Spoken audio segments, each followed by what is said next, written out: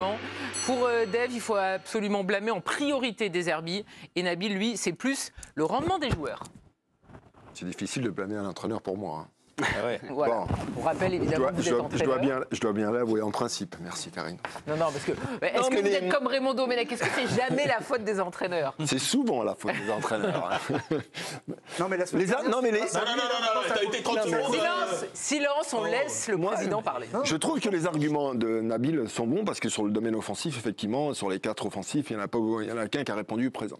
Mais je dois avouer, et ça a été ma première réflexion quand on a vu la commission d'équipe, que la présence de Holberg derrière m'a surpris. Parce qu'en dehors de la qualité du joueur et l'impact qu'il a sur l'aspect collectif dans cette équipe, je pense qu'il y a eu des répercussions sur d'autres joueurs. Après, ça a été discuté, ça a été vu avec l'entraîneur. Mais d'avoir annoncé de le faire jouer dans la charnière, sachant que la semaine dernière, Kondogbia avait joué derrière contre Lyon, je pense qu'il y a quelque chose... et on a bien vu Holberg sur des situations pour défendre, il a été en difficulté dans les 1 contre 1. Souvent, il s'est fait éliminer. Il lui a fait du mal. Il lui a fait du mal. Et je pense qu'il y a eu un impact. Alors, l'impact technique, mais son impact psychologique, en termes de leader, d'impulsion de quelque chose, leur a fait du mal. Donc... je pense que De Zerbi a une responsabilité dans la composition d'équipe. L'entraîneur met un petit carton jaune à l'entraîneur. Dave, c'est pour vous le point. On rappelle que vous pouvez évidemment nous demander qui vous voulez qu'on note avec le QR code. Giovanni, je me tourne vers vous. C'est vrai qu'on a tous tiqué quand on a vu le 11 de départ. Oui. Højbjerg, qui est la pièce maîtresse de ce 11 de départ qui se retrouve en défense centrale. Greenwood, qui a été très longtemps sur un côté avant d'être un petit peu plus axial. Est-ce que finalement, De Zerbi n'a pas essayé de trop... tenter des choses et n'a pas finalement désorganisé son équipe. Et on le rappelle, ça fait que 5 matchs avant celui-là qu'ils jouaient ensemble. Donc il n'y a pas beaucoup de repères non plus pour ces joueurs. Non, mais je pense que l'idée de Zerbi, c'était de se servir de la qualité de relance un peu plus bas d'Højbjerg pour sauter des lignes et aller trouver Greenwood et Eli Wahi, parce qu'on a vu que sur les consignes d'Eli Wahi, il redescendait très bas pour aller chercher dans l'axe, et que Kondogbia et Koné, c'était pour mettre de l'impact, parce qu'on sait que dans le cœur du jeu, les Strasbourgeois sont extrêmement intenses. Ça n'a pas marché tout ça. Non, mais on est d'accord, ça n'a pas marché. Mais là, je trouve que honnêtement, dans cette rencontre, qui était vraiment une rencontre de duel, les Strasbourgeois ont mis énormément d'intensité. À un moment, c'est les garçons qui sont sur le terrain. Et qu'il y a beaucoup de joueurs qui n'étaient pas à leur niveau. Effectivement, il n'a pas été inspiré sur ce choix-là, mais Koné, il a le droit de... Il l'a fait une fois dans la rencontre, il est sorti, il a cassé des lignes, c'est une prise de décision individuelle, il n'a pas pu le faire. À un moment, Amin Harit, il s'est fait rouler dessus par Doucouré, il a le droit parfois de tenter autre chose. Je trouve qu'il y a trop de joueurs qui sont passés à côté de leur rencontre et qui n'ont pas été au niveau. Et pour apporter un peu de soutien à De Zerbi, je crois que tu voulais m'en apporter. Non, mais Nabil, tu as vraiment commencé ton émission sur ton duel, parce qu'avant c'était moyen. Mais je trouve que cette équipe, on s'est énormément emballé sur le mercato et on voit que derrière ils sont trop courts. Merlin ce soir, il te manque énormément. Quand Balerdi n'est pas là, la défense, et Dieu sait que Balerdi, on n'est pas sur Beckenbauer non plus, mais il leur manque énormément. Non, Cornelius, il n'a pas le niveau de la Ligue 1. Brassiag, voilà, je trouve que cet effectif-là... Je te pose une question. Avec plaisir. Non, mais par rapport à ton postulat, mais c'est intéressant. Si ce soir, Marseille fait une très bonne prestation, surclasse ce Strasbourg on voit, qui secoue la Ligue 1, etc. S'il est surclasse, qui gagne ce soir, et que la thématique, c'est est-ce une nouvelle preuve de la maestria de De Zerbi, tu dis non? Je pense pas. Tu dis oui. Tu dis oui parce que tu penses à ma place. Non, mais sois honnête. Non, mais j'ai même commencé mon argumentaire par ça. C'est vrai que ça déjà. Mais Dave, tu devais pas écouter. J'ai commencé par dire que j'étais pas surpris parce que je trouve qu'on s'est trop enflammé sur la patte des Zerbi. Ouais. On la voit encore de manière trop intermittente. Je pense que c'est vraiment en construction. Donc j'aurais pas mis en avant le coach. Là ce soir, si Marseille surclasse l'équipe, on va dire surprise de la Ligue 1, s'il est surclasse dans le jeu, je parle. Dave, je crois qu'il vous a répondu. Il ne va pas changer d'avis en 30 secondes. On repart à la vélo. On va attendre de voir ce qu'il dit. De Zerbi, joue très bien la comédie. On va attendre effectivement. Dans quelques instants, on saura peut-être ce que dit De Zerbi. Mais je vous rappelle que David est plutôt en zone mixte. Et en zone mixte, les entraîneurs ne passent pas. David, vous vouliez réagir à cette défaite. Pour vous, elle est pour De Zerbi ou pas? Parce que c'est vrai que Dave est seul et je ne m'attendais pas à ce qu'il soit seul comme ça sur le plateau. J'ai l'habitude. Non, mais Régis, oui, mais Régis, il prend de la hauteur. C'est le président. Ça n'a rien à voir. Il est au-dessus. Et on n'a pas entendu Mathieu. Non, moi je suis assez d'avis que les joueurs ont quand même une large part ce soir de par l'apathie qu'ils ont eue, et je me répète un petit peu, mais surtout sur cette première période où, bon, j'aime pas ce terme de faute professionnelle, mais on peut pas avoir aussi peu d'engagement, d'intensité dans un match de Ligue 1 quand on s'appelle l'Olympique de Marseille. Et ça, c'est pas que lié au choix du coach. Donc je trouve que dans cette partie-là, les joueurs n'ont pas répondu présent, d'autant qu'il y a eu des warnings cette semaine qui ont été évoqués par rapport au fait qu'il pouvait y avoir une sorte de décompression par rapport au match de Lyon, et que De Zerbi lui-même a dit bon bah je les ai mis en garde et j'espère qu'on va rester cette équipe soudée, et on l'a pas vu. Et ça, je pense quand même que c'est quelque chose qui appartient aux joueurs. On en fait un petit peu trop, je trouve, souvent par rapport au coach, en disant c'est la faute du coach si les joueurs réagissent pas. À un moment, quand tu es sur le terrain, c'est aux joueurs de se révolter, et pour moi ils l'ont fait beaucoup trop tard, donc plutôt du côté des joueurs. Ouais. Merci beaucoup David. On va demander l'avis d'un joueur. Mathieu, par rapport aussi au choix, à la mi-temps, Marseille n'est mené que d'un but, et pourtant ils se sont fait rouler dessus. Est-ce que vous n'êtes pas surpris que De Zerbi ne réagisse pas tout de suite? Il attend finalement la 62e minute pour faire ses changements. Donc il n'est pas quand même très réactif dans ce match. Ouais, mais bon. Ouais, bah après, est-ce que tu te dis, est-ce que les choix vont être pertinents de changer à ce moment-là? Après, il y a Neil Maupay qui aurait pour moi peut-être dû commencer, parce qu'on voit que 63e minute. Et Iwayi arrive toujours pas on va en parler de Iwayi, à créer une vraie affinité, une connexion avec les autres. On voit qu'il essaye, il bataille, on voit qu'il est besogneux, mais on voit que pour le moment ça ne marche pas. Les autres n'arrivent pas à le trouver, il n'arrive pas à avoir une connecté. C'est le bon mot. Ouais, on le voit qu'il n'arrive pas à se connecter, il n'a pas les passes, il n'arrive pas à avoir les bons appels. Donc ça, c'est compliqué. C'est vrai, mais voilà, moi je trouve encore une fois que là où c'est pas la faute de De Zerbi, c'est qu'il reste pour moi sur son schéma depuis le début. C'est-à-dire qu'une équipe, on les a déjà vus plein de fois accepter d'être un peu dominés, d'être bas. Mais derrière, elle est énorme la domination de Strasbourg. Ouais, si les gars, ils ratent pas tous ces face-à-face. Derrière, ils arrivaient justement à faire mal en explosant en 2-3 passes, à pouvoir se retrouver dans la surface adverse. Ils arrivaient à faire mal. C'est ce qui, psychologiquement, faisait un petit peu mal aux adversaires. Là, ça manque de fraîcheur, ça manque d'instinct.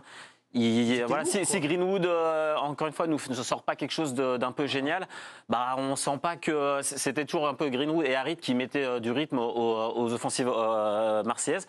Là, on les sent moins fringants, ça prend un peu plus de temps, ça joue moins à l'instinct.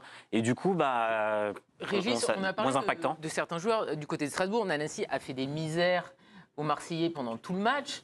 Emega, il a tout raté, mais si vous avez un numéro 9 un petit peu plus efficace, le score, il est quand même plus lourd.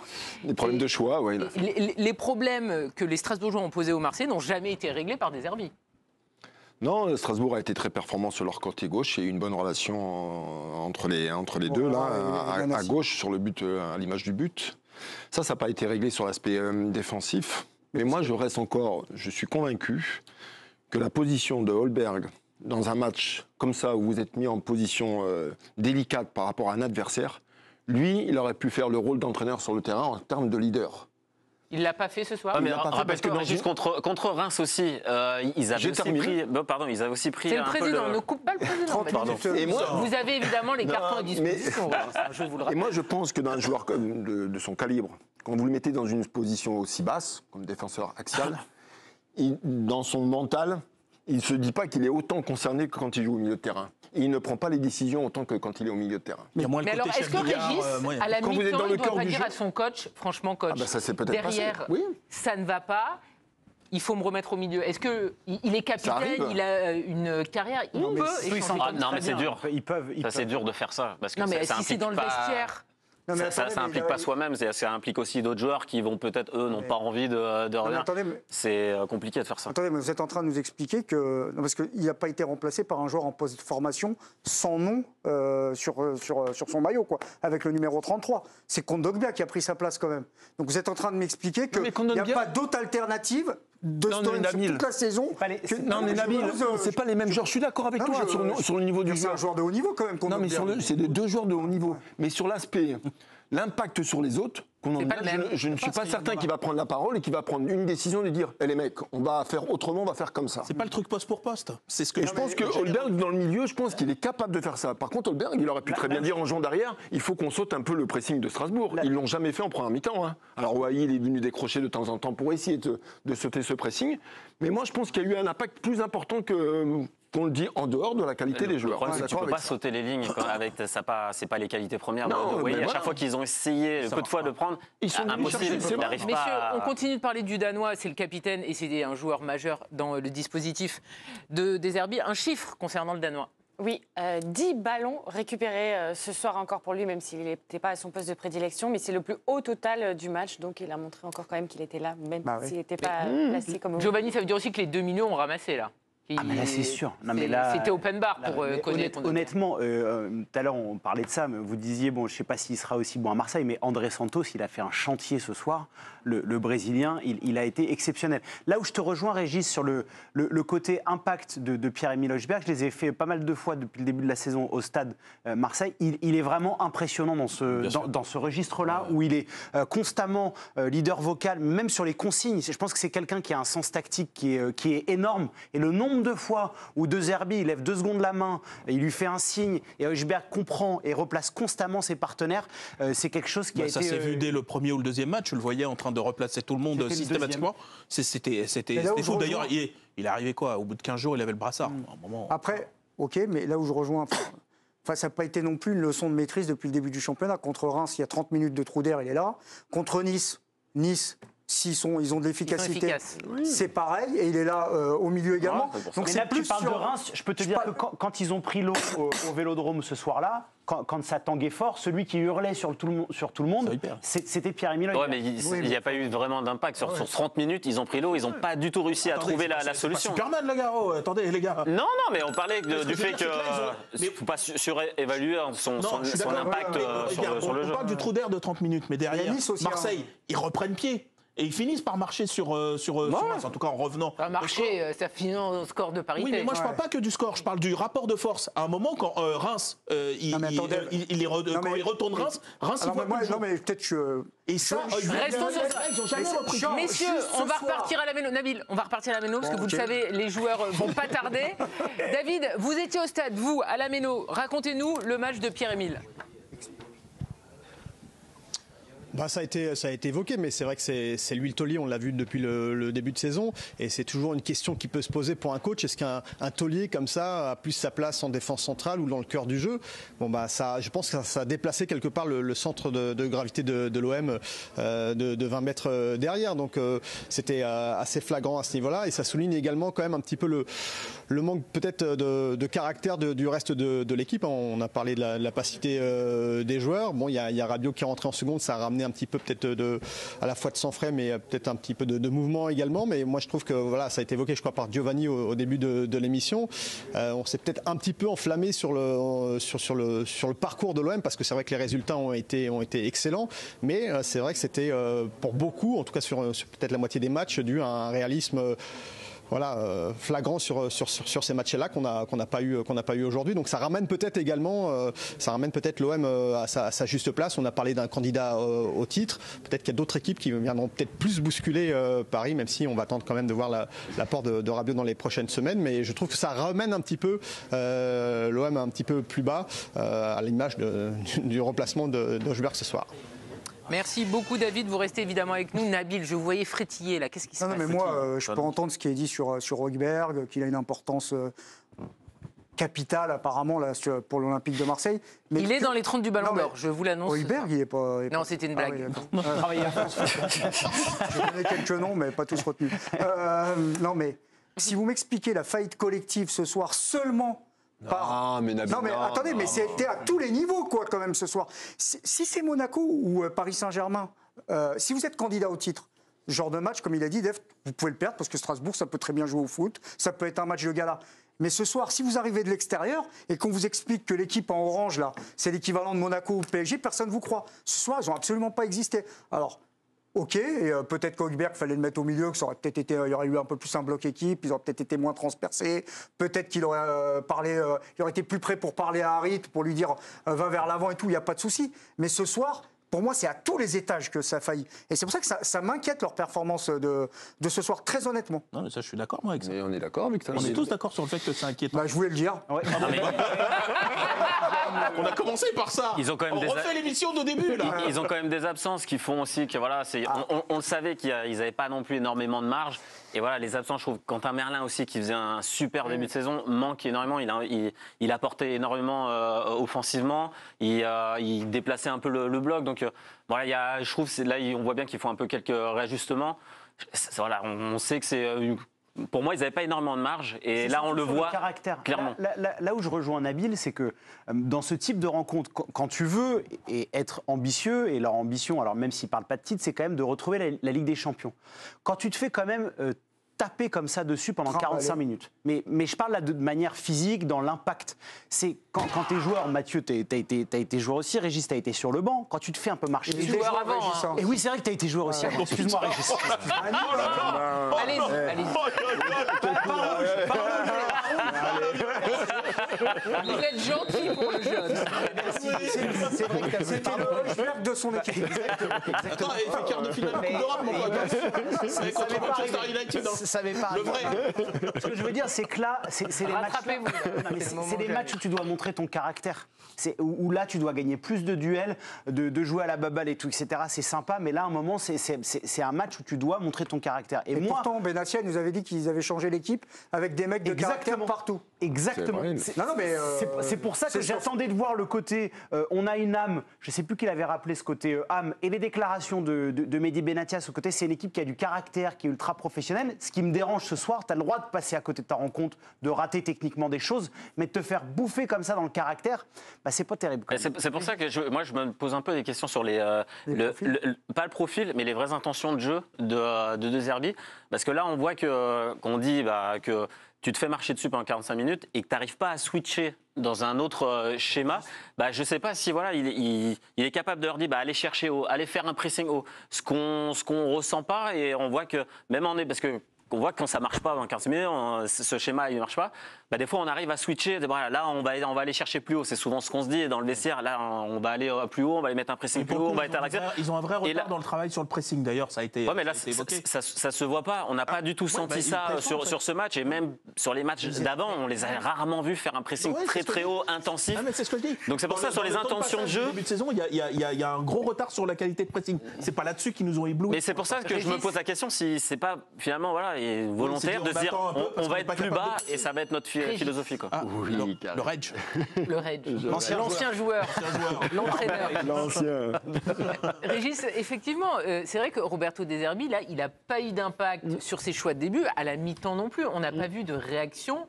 C'est une soirée sans pour lui. Il n'a pas pu trouver les relais, il n'a pas pu non plus faire ce qu'il fallait pour secouer ses joueurs. À la mi-temps, ça doit être frustrant quand on voit que ton équipe revient sur la pelouse avec exactement les mêmes difficultés. C'est un vrai débat et un vrai sujet sur les entraîneurs qui sont capables de changer de philosophie et les entraîneurs qui restent sur leur philosophie. Et je pense que De Zerbi, il est très arrêté sur ce qu'il veut mettre en place et il ne changera pas. Il a des principes de jeu. Il est persuadé que ces principes de jeu, ça va fonctionner, il va avoir des résultats. Il y a des convictions. Donc tu meurs avec tes idées. Tu meurs avec tes idées, et c'est pas l'adversaire qui va lui faire changer. On va dire, on va insister et on va continuer à faire ce qu'on sait faire, ce qu'on a mis en place. Et je ne pense pas qu'il est dans cette réflexion de dire, on va jouer un petit peu plus direct pendant 5-10 minutes, on va changer des trucs, même la position des joueurs. On voit bien que c'est toujours un peu leur carré pour ressortir le ballon. C'est toujours, Merlin, d'habitude, c'est lui qui est plus haut sur le côté gauche. Il y a vraiment des circuits. Ça n'a pas marché. Et ça n'a pas marché à droite. D'habitude, c'est à gauche, mais là, s'il a voulu faire à droite, ça n'a pas marché à droite. Régis, tu connais la phrase de Postecoglou, l'entraîneur de Tottenham, qui est un peu dans la même veine aussi. Il dit, j'ai un plan A et un plan B. Mon plan A, s'il ne marche pas, le plan B, c'est le plan A en mieux. En fait, ils n'ont pas de changement de logiciel. Contrairement, par exemple, à un Luca Esner. On évoquait le match de Reims. Souvenez-vous, la première période, Reims, ils n'existent pas au Vélodrome. Ils se font marcher dessus, ils vont plus haut, etc. Et à la pause, ils changent quelque chose par rapport à Ito, etc. Ils changent la zone de pressing. À la mi-temps, on rappelle, Marseille mène que 1-0, alors qu'ils avaient effectivement largement dominé. Wagon de maîtrise, d'occasion, etc. Et Wai avait beaucoup raté. Exactement. Et ils changent la zone de presse de Ito, etc. Ils modifient 2-3 trucs. Et effectivement, là, il change son protocole. C'est pas le cas de De Zerbi. De Zerbi, lui, il va vouloir... Mais ça se travaille à l'entraînement. Si tu le travailles pas à l'entraînement, tu peux pas switcher en match. C'est pas possible parce que c'est une question de mentalité. Oui, aller faire un pressing, c'est vraiment une envie collective, quelque chose de dire, ok, quand il y a un déclenche, on y va, etc. Si tu le travailles pas, c'est organisé. Un petit truc sur le match de Wai. On a vu qu'en première mi-temps, il est venu souvent décrocher pour essayer. Est-ce que De Zerbi ne doit pas lui dire, tu vas rester là-haut, tu restes là-haut pour fixer les deux axiaux, pour permettre à Enrique ou à Harit de venir dans cette zone et de sauter les 6 joueurs qui venaient de presser de Strasbourg. C'est plus bas. Le problème, c'est que ça étire ton bloc équipe. Si tu fais ça, dans ce cas, il faut que ta ligne défensive elle monte pour accompagner. Si tu mets Wai trop haut, ça laisse trop d'espace, sachant qu'ils n'avaient pas la possession. Si tu as la possession, à la limite. Mais si tu n'as pas la possession, ça ouvre des espaces. Et on a bien vu qu'au milieu de terrain, les Strasbourgeois, ils avaient le temps de se retourner, distribuer. Et là, on va en parler justement de Wai, mais d'abord le résultat, vous le voyez, la défaite est-elle pour l'Italien? C'est oui. Deva Padou, vous avez le point du président et le point du peuple. Je vais vous dire quelque chose, les victoires ne sont jamais pour les entraîneurs, les défaites oui. Et la semaine dernière, sur ce même plateau, j'ai entendu des gens dire que la victoire était pour De Zerbi. Très bien. Avec les remplacements. En attendant, là, je peux vous dire que la défaite est pour vous, ça